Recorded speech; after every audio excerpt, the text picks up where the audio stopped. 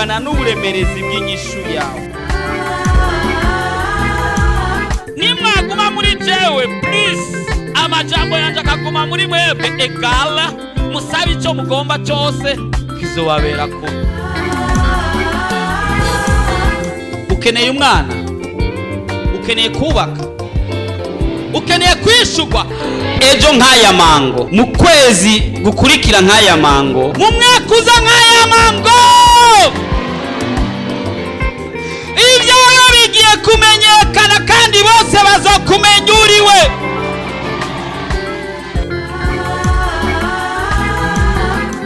Ariko Yesu araha, ariko arakubaza ati ubu ugomba gukira nimugwane. woba urusha, woba uremerewe, woba ufise ibibazo waburiye inyishu, woba ugomba kwakira Yesu Kristo nk'umwami n'umukiza w'ubugingo bwawe, woba ugomba kuvugana n'umukozi w'Imana Pasteur Jackson Nkeshimana, wo mwandikira ubutumwa bugufi kuri 76 96 96 96 kugira ngo agusengere kandi agufashe mu buryo bw'impwemu. Yesu yavuze ngo nimuze kuri jewe mwese abananiwe n'abaremerewe ndabaruhura. Afitiye Yesu mukinga jatiwe ariba ibyiza gusa ndaje n'umutima. Urashaka kwama ukurikirana ubutumwa bwiza ku telefone yawe? Ja kuri YouTube wandike Pasteur Jackson Nkeshimana, urasanga ko ubutumwa hamwe n'ubwo yavuze kera. Ntibibagire kugira subscribe canke s'abone, wibuke kubusangiza n'abandi.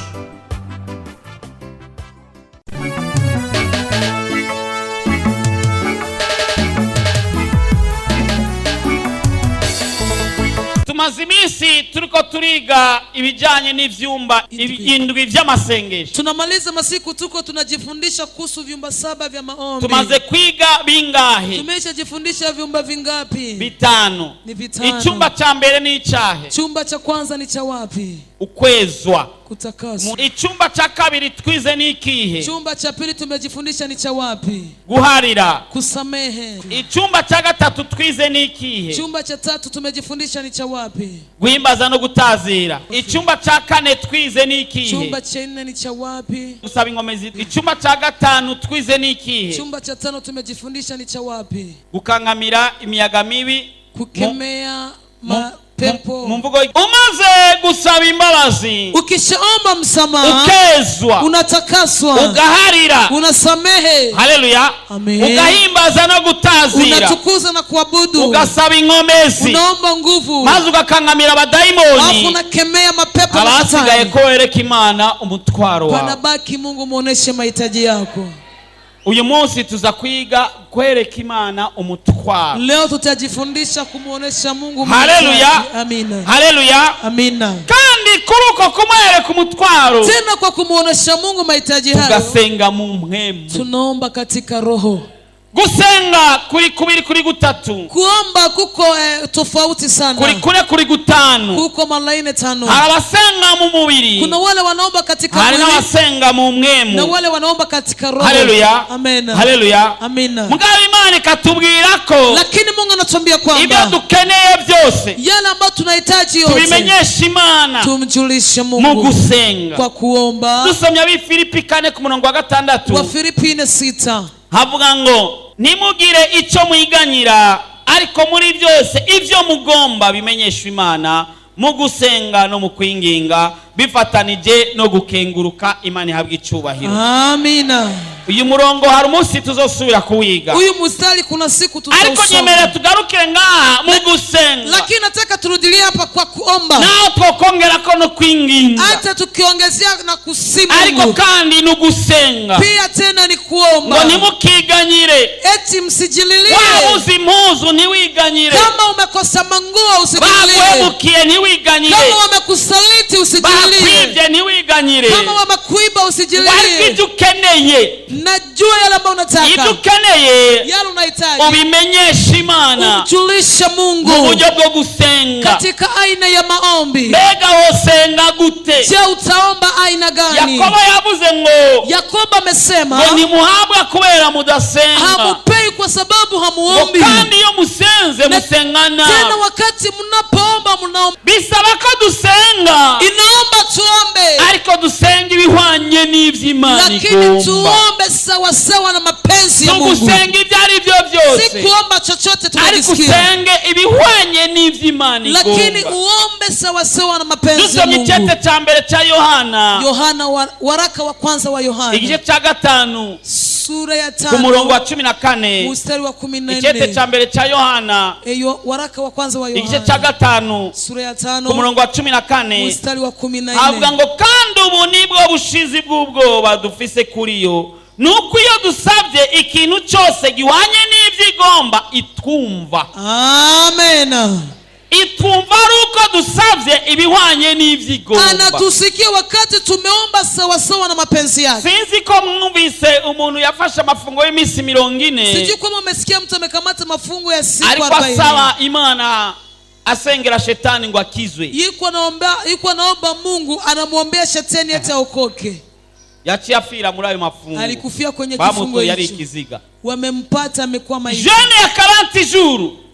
Mafungo ya siku 40. Yarabuze ibyo asengera. Alikuwa amekosa mahitaji ya kuombea. Asaba Imana ngo Satani akizwe. Alikuwa anamwomba Mungu shetani aokoke. Uko no kugaragaza ko umuntu adasoma ijambo ry'Imana. Hiyo inaonyesha kwamba mtu asomi neno la Mungu. Mu ijambo ry'Imana Katika neno la Mungu dusenga ibihwanye n'ijambo ry'Imana. tunaomba sawa sawa na mapenzi ya Mungu. Apana gusenga Hapana kuomba tu ibinyuranye n'ivy'Imana igomba. tofauti na mapenzi ya Mungu. Ugatangura gusenga Unaanza kuomba. ngo Mana Bwana ngo Mana tugirire neza, Bwana tutendee. na akapfe deje apfe Endeshe afe. kugira ngo ndamusubirire. Ili mimi nirudie. Mana basha Bwana, umugore wa nakapfe mkiwa fulani hapo. umugabo wacu ntora Mimi jewe. mume wake anipende. Mana basha nukuri Baba, umugabo wa nakapfe mume wa fulani abaje hapo. nzoja kumutwara. Mimi ni wewe. Icyo usengera Kila ambacho naombea bisaba ko bijana inaomba viendane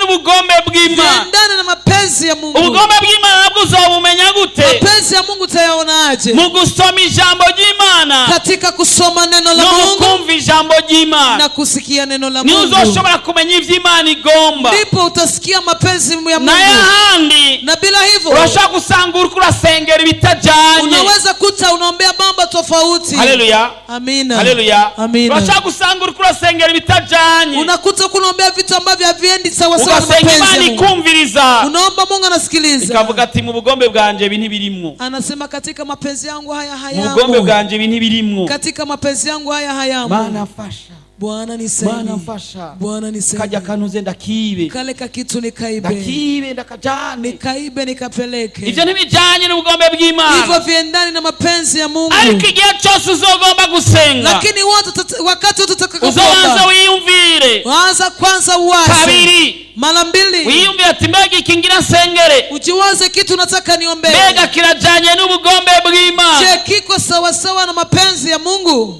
Yesu yarasenze, Yesu ameomba. asanga yasenze ibitajanye n'ubugombe bw'Imana. Akakuta ameomba si mapenzi ya Avuga Mungu. ngo data, Akasema baba, iki gikombe nikindengane. kikombe hiki kinipite. Mugabo arakebuka Baadaye akakurudi. ati mugabo ntibibe nk'uko ngomba, Akasema lakini yasiwe kama mimi ariko bibe nk'uko nilivyopendavyo. ugomba. Lakini mapenzi yako Haleluya. yatimilike. Amen. Haleluya. Amen. Hari ibibazo ducamwo Kuna shida tunapitia. mugabo biri mu bugombe bw'Imana. Lakini vikiwa katika mapenzi ya Mungu. Iyaba bisaba ko turira kugira ngo Imana itumve, Ingekuwa vinaomba tulia Mungu atusikie. iba yarumvise. Angekuwa amesikia haraka. Uza amarira warize. Unajua machozi umelia.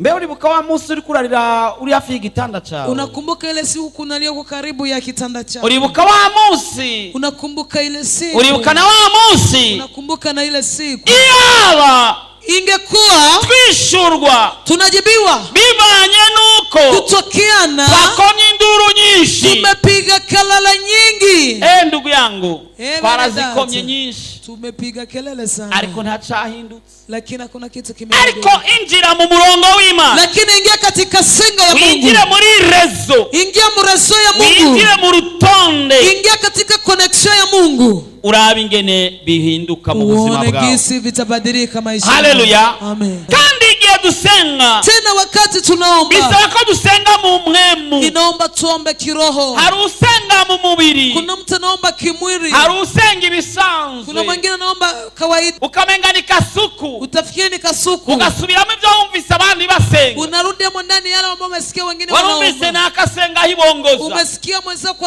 anaomba hivyo. Yo. nawe ugacusenga ati Na wewe unaomba hiyo. umuntu yavuye ruguru atazi Igiswahili, Mtu ametoka huko kijijini ariko hajui Kiswahili. arasenga. Wakati anaomba asenga avuga ati data turaguhaye kaze na karibu. anasema Baba tunakupa kaze na karibu. Kaze niyo karibu mu Giswahili.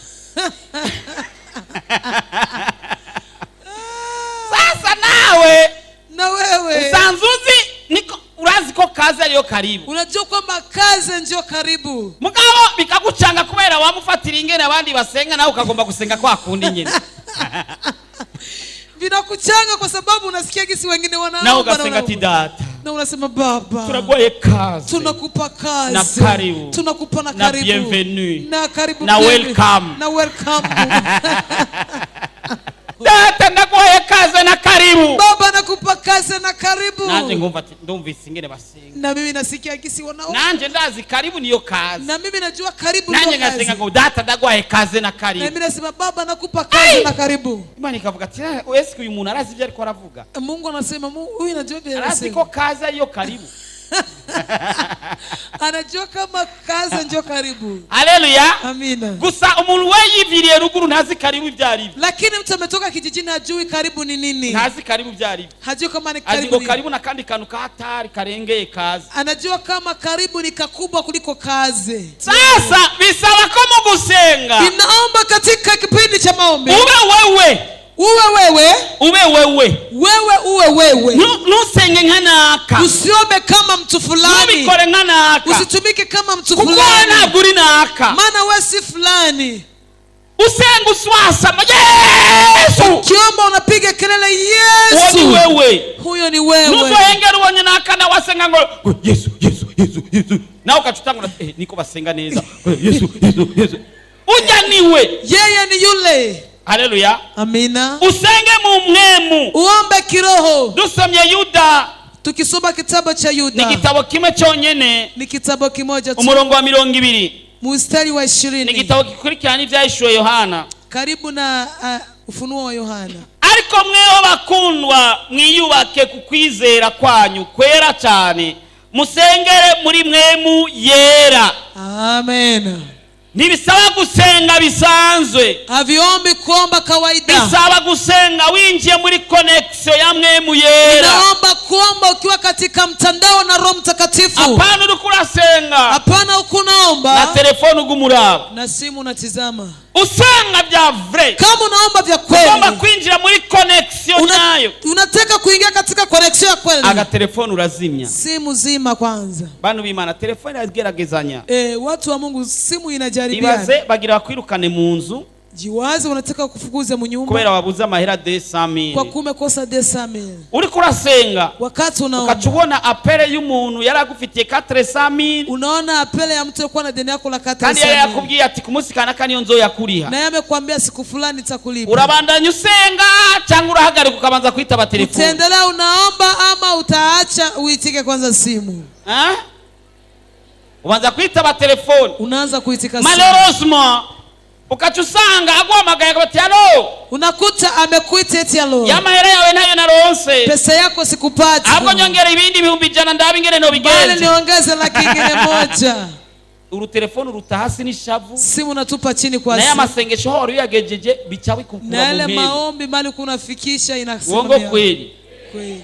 Uri kurasenga ukunaomba uri kurasenga ukunaomba utegeza kwinjira ahantu ushoboye kwinyegeza bikunda inabidi uingie mahali utajifuchika ugomba kwinjira mu mwemu kama unataka kuingia kiroho bishoboka ko abana baba bari hariya ikiwezekana watoto wao na kule ukaba hino na unakuwa kule bishobotse ngambo ukaja ahandi hantu hiyerereye ikiwezekana unaenda fasi nyingine ukagenda ahantu unaenda mahali ugahangana n'ikibazo unapambana na wamaze shida gusaba imbabazi Imana wejeje umesoma Mungu msamaha umetakasa wahariye umesamehe wasabye inkomezi umeomba nguvu wahimbaje wataziye umetukuza na kuabudu wakangamiye abadayimoni umekemea abageze aho wereka Imana panafika igukeneye wakati muoneshe Mungu yale ambao unahitaji uri kurasenga rero wakati unaomba sasa niho wa mwanya winjira rero ndio ule mdu unaingia sasa kandi nibisaba gutangurana imbaraga nyinshi cyane tena viombi kwa kwanza kwa ufise nguvu umwanya kama una muda kila senga kubera tuba dufise umwanya muto kuachilia mbali hapa tuna muda urinjira mchache n'imbaraga nyinshi unaingia na nguvu nyingi ariko ufise umwanya lakini kama una muda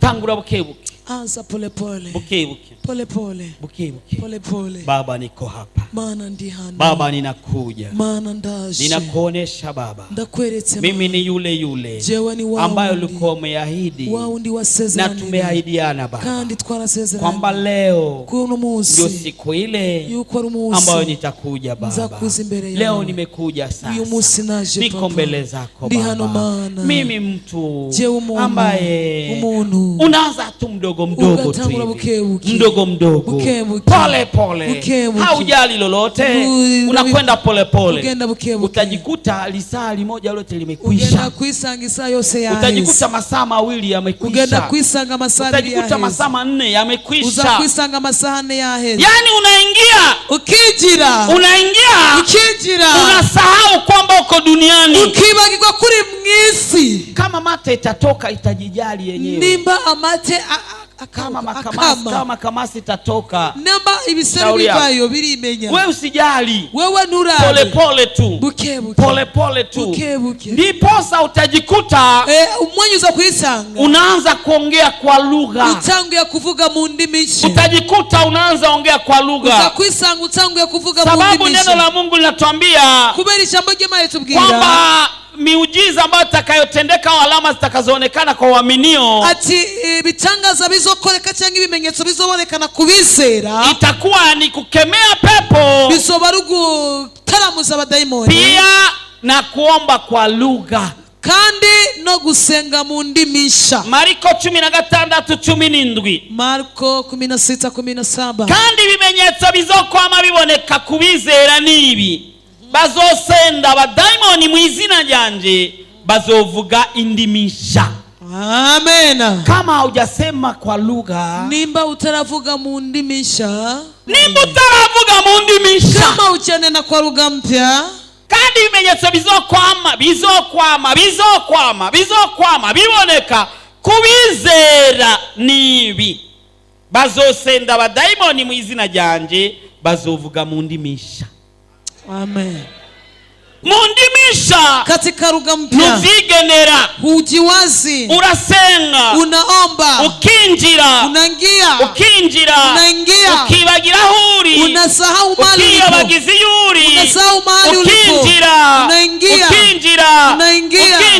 unaingia ukisanga unajikuta utangiye kuvuga mu ndimi utamenyereye unaanza kusema katika lugha huzowe nivyo bigiye kukubako mu izina hivyo ndio vinakwenda kutokea katika jina la Yesu ugomba kusenga umutwaro wawe ukitaka kuombea hitaji yako ukagomba kusenga umutwaro wawe neza ukitaka kuombea hitaji yako vizuri senga mu mpemu omba katika roho kuko Imana irondera abayisenga mu mpemu sababu Mungu anatafuta watu wanamuomba ugomba ku Imana yururuka rero masengesho yawe kama unataka Mungu ashuke katika maombi yako hayo musenga murenze umwe munaomba zaidi ya mmoja dusomye Matayo 18:20 Matayo 18:20 Matayo 18:20 Matayo 18:20 kuko aho babiri cyangwa batatu bazobakoraniye mu izina ryanje nanje nzoba ndi hagati muri bo Imana ihabwa icubahiro amen aho babiri mahali wawili cyangwa batatu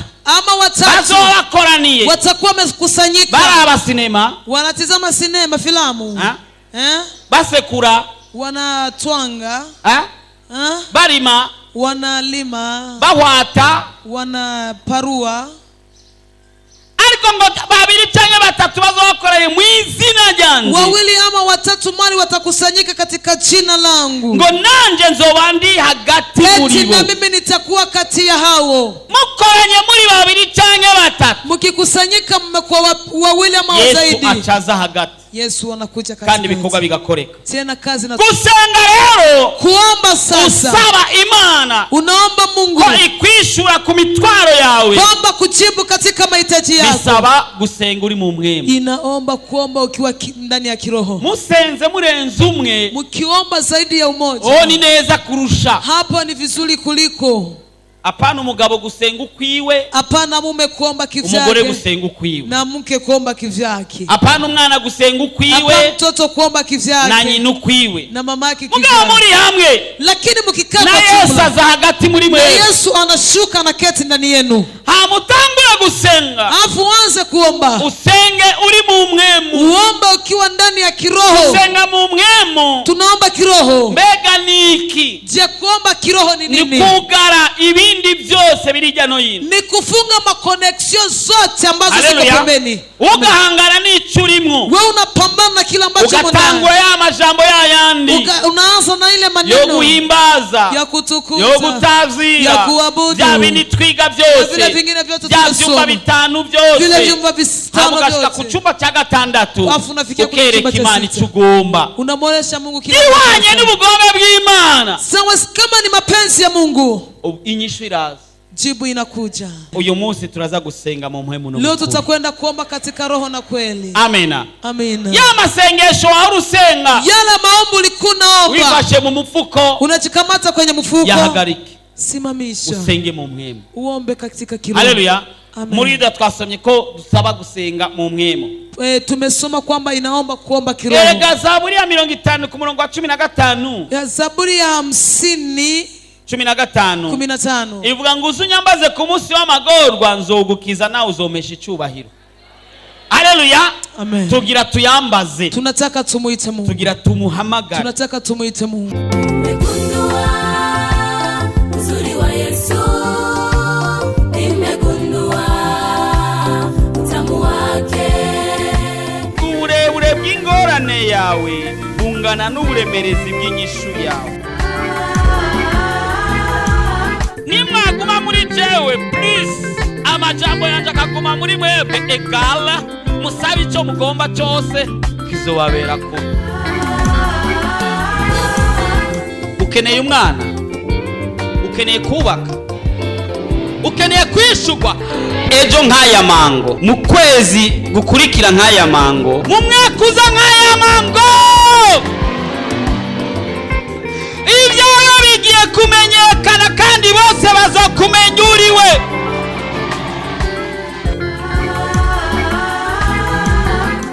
Ariko Yesu araha, ariko arakubaza ati ubu ugomba gukira nimugwaye.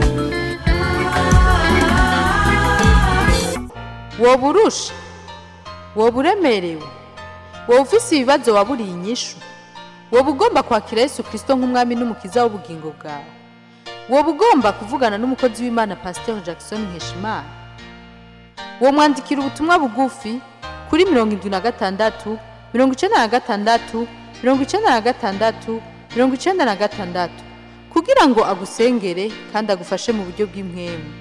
Yesu yavuze ngo nimuze kuri jewe mwese abananiwe n'abaremerewe ndabaruhura. afitiye byinshi mu kiganza cyiwe, areba ibyiza gusa indazana z'umutima. Urashaka kwama ukurikirana ubutumwa bwiza kuri telefone yawe? ja kuri YouTube wandike Pasteur Jackson Nkeshimana, urasanga ko ubutumwa hamwe n'ubwo yavuze kera. Ntiwibagire kugira subscribe canke sabone. Wibuke kubusangiza n'abandi.